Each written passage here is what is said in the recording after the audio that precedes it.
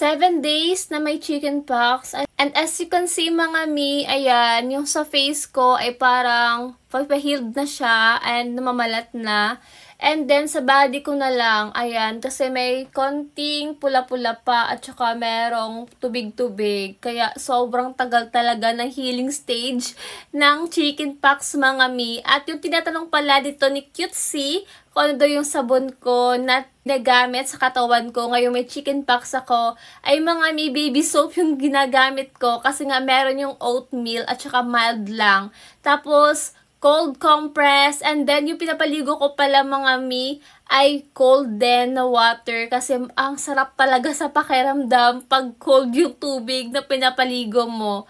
And then meron din reseta sa akin yung doktor ng mga gamot at kailangan mo talaga magpakonsulta sa doktor kasi kailangan mo yung Aciclovir. Ito lahat yung gamot ko mga mi at meron din itong kasamang Immune Pro. Basta Aciclovir mga mi, kailangan mo talaga mapareset at magpakonsult.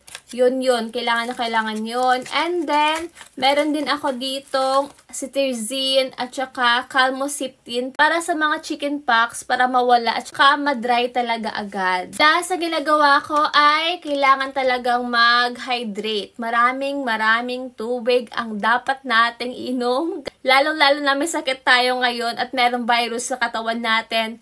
Flush out yung tubig talaga. So yun lang mga mi, share ko lang. Keep safe talaga sa'yo at kaya natin to.